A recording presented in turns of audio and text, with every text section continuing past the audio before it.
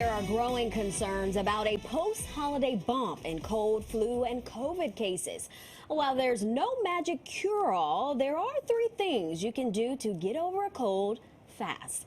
Thank you for staying with us. I'm Erin LeBeau. I'm Corey Chambers in for Tamsin, and it seems like as if, look, everybody seems like they're sick or something's going on. They're coughing and sniffling and all that business.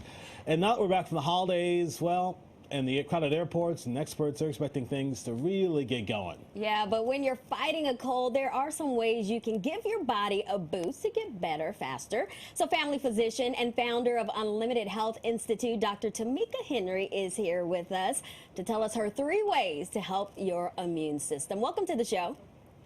Yay, thank you both for having me. All right, so you say the first thing you should do is boost your nutrition. So what are some of the foods that we should be eating and what should we avoid? So first, let's talk about the obvious, the avoiding. Let's avoid the sugary beverages, the sugary foods, because so often we don't have an appetite, right, when we are sick. But what we tend to do is think we need to reach for something because we have to eat something, right?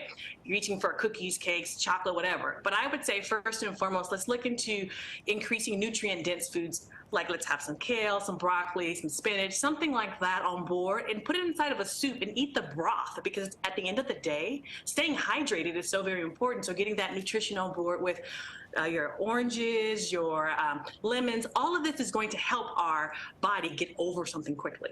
Okay, I've heard the old saying, starve a cold, feed a fever. So where'd that come from? Is there any truth to it?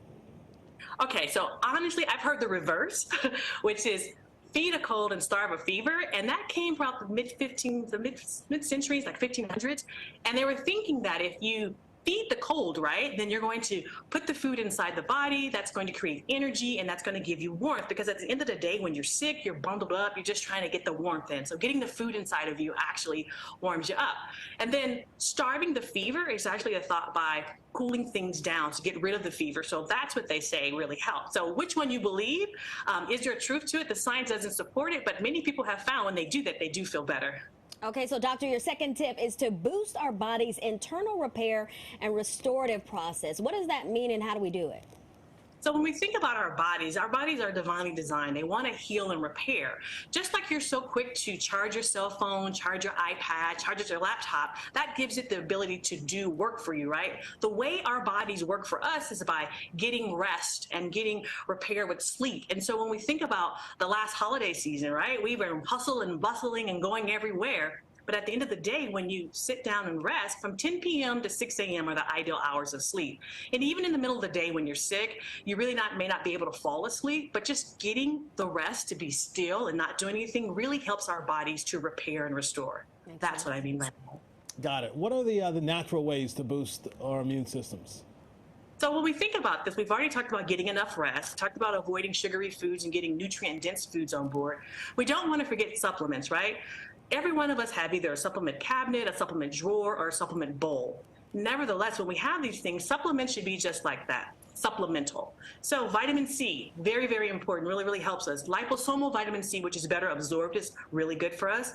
As well as we think about vitamin D. Vitamin D is an anti-inflammatory. Yeah, you can go outside and get the sunlight, which is really great, but many of us are vitamin D deficient.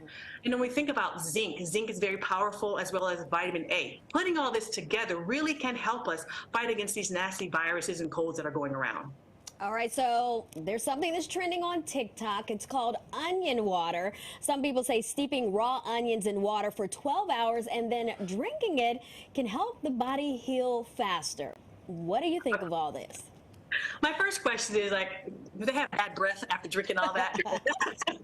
That has to be something. But let's talk about the positive. Onions have been known to be powerful anti-inflammatories, antioxidants, that they help with blood sugar. They're nutrient dense. And yes, there's something to be said about drinking, and maybe that will help with this onion concoction.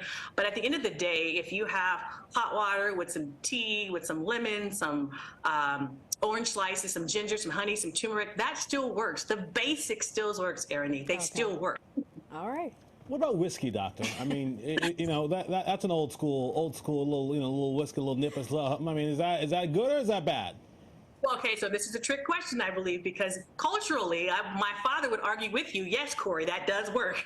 But there's no scientific proof that it does really help you get rid of the cold. But there's many people who will drink a hot toddy and say that they start to breathe better and they feel better, their nasal passages are opened up. But could it just be the heat from the water opening up the mucus passages and helping you, not just the whiskey? All right, to each his own. Okay, so what are some signs that a common cold has turned into something more serious, or that it may be time to see a doctor?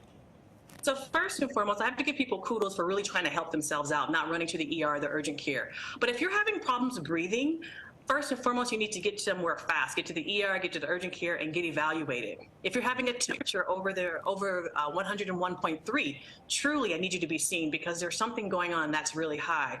Next, I would say if in fact you are not able to keep anything down, you're vomiting, you're having diarrhea, you need to be evaluated. Don't just try to weather the storm. Make certain that you get seen. And then I would also think if you've got better and you're getting worse and you're continually getting worse and worse despite what you've been doing, please don't hesitate. Get evaluated. All right, Dr. Henry, thank you so much for joining us today and helping people stay healthy in this new year. And for more tips, you can follow Dr. Henry on Instagram at I am Dr. Tamika.